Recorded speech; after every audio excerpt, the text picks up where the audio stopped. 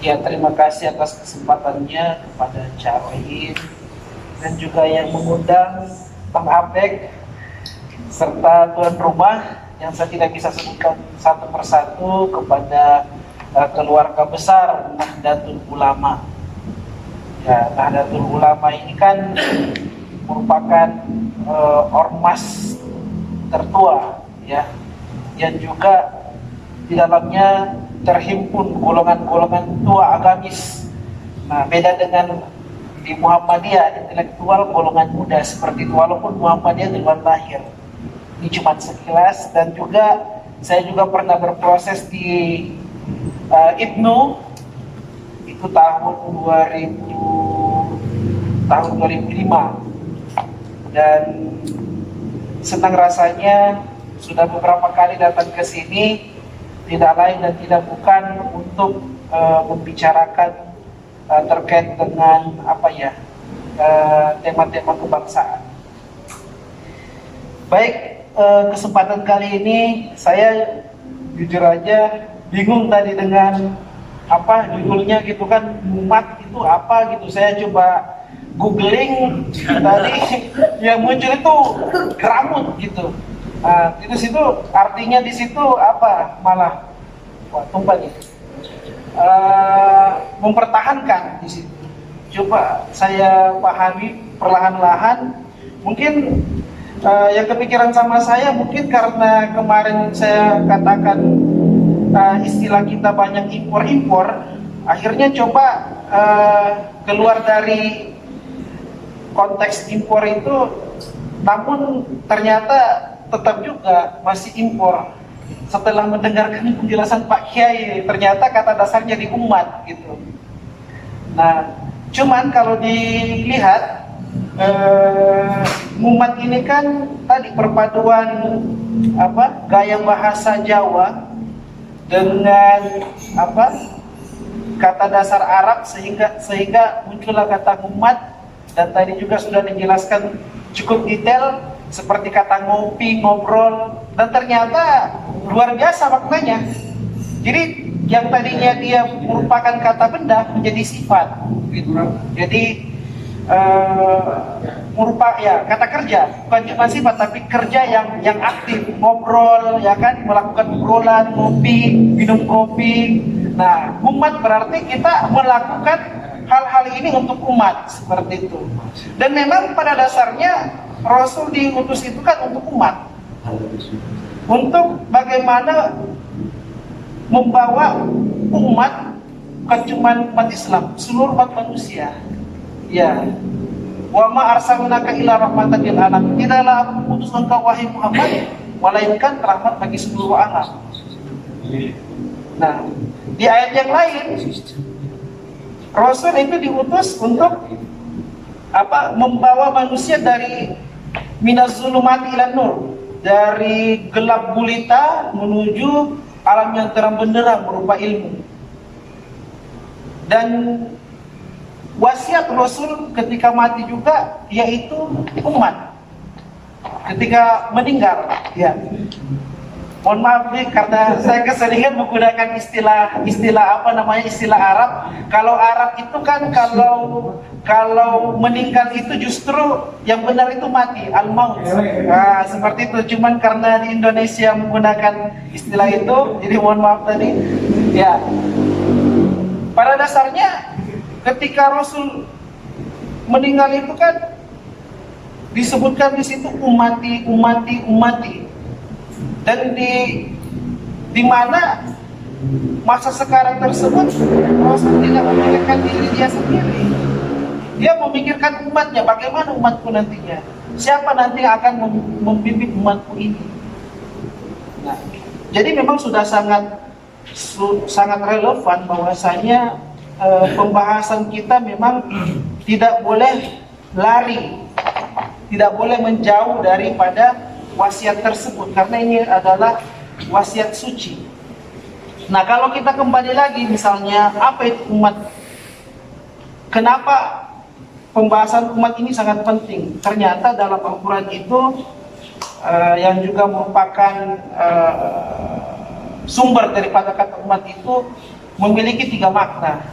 Yang pertama, umat itu sebagai seorang laki-laki. Yang kedua, umat itu sebagai kelompok dari manusia. Dan umat itu berarti seluruh manusia. Nah, seperti itu. Nah, kemudian juga tadi ada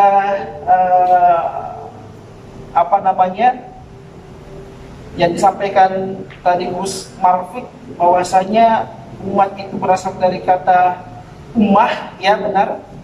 Kalau kita merujuk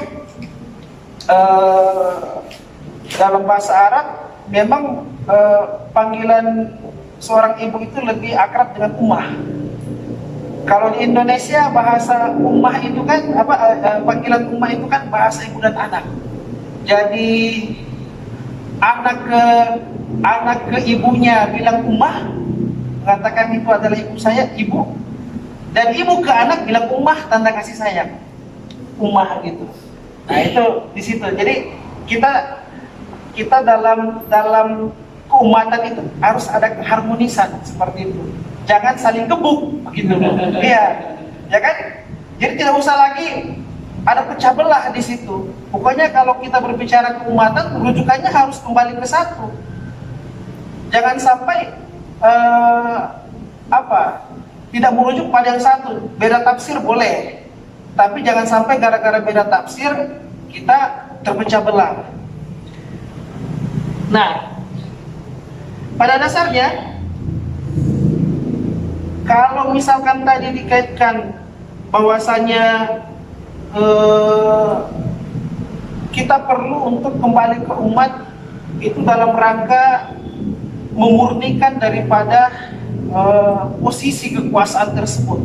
Jadi jangan sampai kekuasaan tersebut bersifat semena-mena. Dimana kalau saya melihat memang umat itu dari dahulu itu bertindak sebagai oposisi, ya.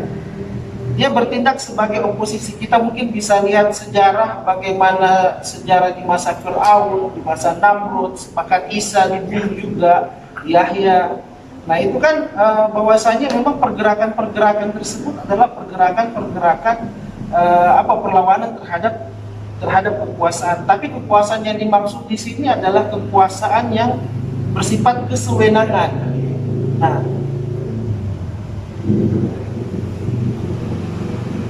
pada dasarnya saya juga melihat undangan tadi, wah ini kayaknya menarik nih, ada keliling. Dan kalau melihat kan semiotiknya kok di NU gitu, saya langsung ingat bahwasanya NU ini kan memang cita-citanya adalah kebangkitan daripada umat itu sendiri, yang dikenal dengan Nahdlatul, kebangkitan ulama. Kebangkitan ulama adalah kebangkitan umat itu sendiri. Nah, kebangkitan umat yang didorong sehingga muncullah yang namanya kebangkitan bangsa. Nah, cuman jangan sampai dia menjadi sebuah iya, artinya sebenarnya bagus untuk menjadi suatu golongan yang menyuarakan tentang umat, tapi jangan sampai dia stagnan menjadi suatu kelompok politik praktis begitu. Nah, bahkan yang saya pahami dari beberapa golongan lintas ormas Islam maksud saya, dia mengakui bahwasanya NU ini memang sangat paham tentang konsep bernegara. Bahkan saya terlintas, ini mungkin semiotik juga bahwasanya negara umat, ya begitu. Jadi di mana NU itu bisa berbicara tentang begini loh konteks bernegara, begini loh konteks. Ini satu poin, Kang Jami ini orang Muhammadiyah tapi ngomongnya. Ya, begini loh konteks keumatan. Nah, ini kan yang jarang kita temukan. Belakangan ini kan yang kita temukan adalah konteks keumatan. Jadi bagaimana membangun suatu kekuatan umat, tapi konteks bernegaranya yang belum berdamai di situ. Nah, apalagi kalau kita lihat semiotikanya ya, itu ada Indonesia di situ terbingkai ya dengan bintang-bintangnya.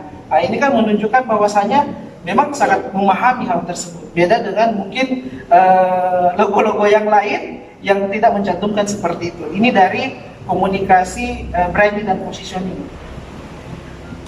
Kemudian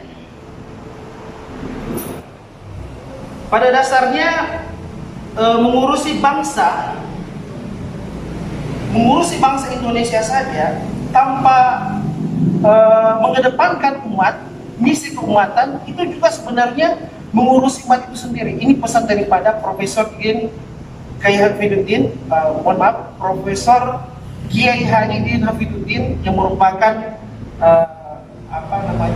pimpinan pondok saya.